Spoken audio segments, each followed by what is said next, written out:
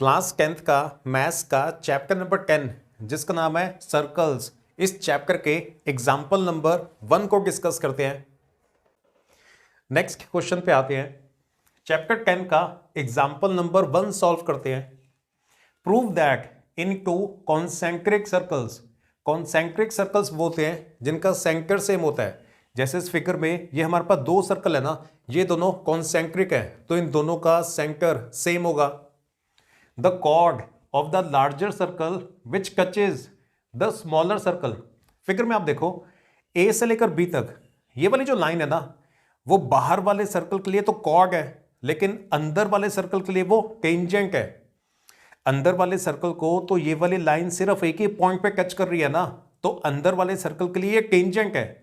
और जिस पॉइंट पे ये सर्कल को टच कर रही है उस पॉइंट को हम बोलेंगे पॉइंट ऑफ कॉन्टैक्ट। लेकिन बाहर वाले सर्कल को तो ये दो पॉइंट पे इंटरसेक्ट कर रही है ना, तो बाहर वाले सर्कल के लिए ये कॉर्ड है। Is bisected at the point of contact. हमने प्रूव करना है कि ये वाली जो कॉर्ड है ना, वो जिस पॉइंट पे अंदर वाले सर्कल को टच कर रही है उसी पॉइंट पे वो बाइसेक्ट हो जाती है, मतलब दो इक्वल पार्ट्स में डिवाइड हो जाती है। तो M से लेकर A तक और M से लेकर B तक ये वाले जो इसके दो पार्ट्स हैं, ये दोनों पार्ट्स आपस में एक दूसरे के इक्वल हैं, ये हमने प्रूव करना है। क्वेश्चन क्लियर हो गया आपको? दो कॉन्सेंट्रिक सर्कल्स हैं। कॉन्सेंट्रिक सर्कल्स वो होते हैं जिनका सेंटर सेम होता है और इनके अंदर chord of the larger circle, बड़े वाले सर्कल के लिए जो कॉर्ड है which touches the smaller circle, ये वाली जो कॉर्ड है वो अंदर वाले स्मॉलर सर्कल को टच कर रही है, मतलब अंदर वाले सर्कल के लिए ये टेंजेंट है। Is bisected at the point of contact. Bisect का मतलब होता है दो इक्वल पार्ट में डिवाइड हो जाना, और जिस पॉइंट पे टेंजेंट सर्कल को टच करती है ना, उसी पॉइंट को बोलते हैं पॉइंट ऑफ कॉन्टैक्ट। तो पॉइंट ऑफ कॉन्टैक्ट पे वो बाइसेक्ट हो जाती है, मतलब पॉइंट ऑफ कॉन्टैक्ट पे वो दो इक्वल पार्ट्स में डिवाइड हो जाती है। तो M से लेकर A तक और M से लेकर B तक ये दोनों आपस में एक दूसरे के इक्वल हैं, ये हमने प्रूव करना है। क्वेश्चन क्लियर हो गया? अब आते हैं सॉल्यूशन के ऊपर।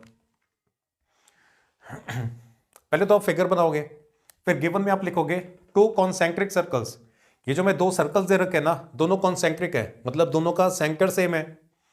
नेक्स्ट पॉइंट में आप लिखोगे A B is tangent to inner circle. जो अंदर वाला सर्कल है ना, ये ए बी अंदर वाले सर्कल के लिए ये टेंजेंट है। अब प्रूफ हमने ये करना है A M is equal to B M. ये ए एम और बी एम ये दोनों आपस में एक दूसरे के इक्वल है, वो हमने प्रूव करना है। तो फिगर हमने बना दी, गिवन पे लिख दिया, टू प्रूफ भी लिख दिया। अब आगे आते हैं प्रूफ पे चलते हैं। प्रूफ पे सबसे पहले तो ना आप सेंटर से पॉइंट एम को ज्वाइन कर दोगे।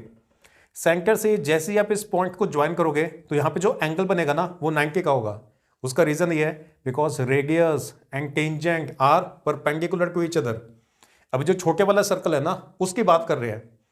ये जो पॉइंट O है वो छोटे वाले सर्कल का सेंटर है, और सेंटर से आपने पॉइंट M को ज्वाइन किया है, तो ये वाली जो लाइन है वो रेडियस हो गया अंदर वाले सर्कल का, और A से लेकर B तक ये वाली जो लाइन है वो टेंजेंट है।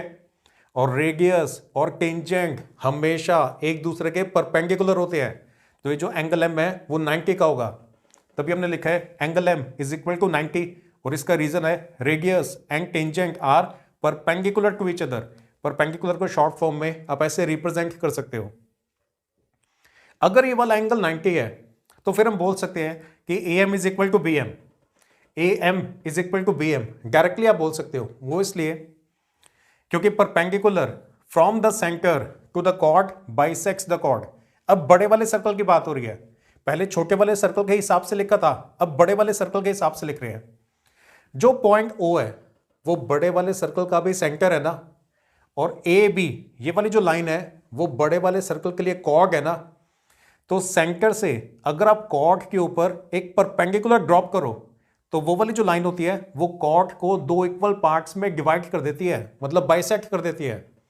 Perpendicular from the centre to the chord bisects the chord. Circle के सेंटर से अगर आप कॉर्ड के ऊपर एक परपेंडिकुलर ड्रॉप करते हो तो वो जो परपेंडिकुलर वाली लाइन है वो जिस पॉइंट पे कॉर्ड को हिट करेगी ना, उसी पॉइंट पे कॉर्ड को बाइसेक्ट कर देती है। Perpendicular from the centre to the chord bisects the chord. तो ये कॉर्ड दो इक्वल पार्ट्स में डिवाइड हो गया है, तभी हमने लिखा था AM is equal to BM। तो बस हैंस प्रूव्ड। इतना सही था ये क्वेश्चन। पहले आपने बताना है कि एंगल M90 का क्यों है, क्योंकि radius and tangent are perpendicular to each other. पहले इनर सर्कल के हिसाब से देख रहे हैं, और ये वाला जो रीजन है वो आउटर सर्कल के हिसाब से लिखा है। बड़े वाले सर्कल के लिए तो ये वाली लाइन कॉर्ड है ना, तो सेंटर से जो परपेंडिकुलर आता है, perpendicular from the centre to the chord bisects the chord, तभी AM is equal to BM। तो दिस इज द आंसर।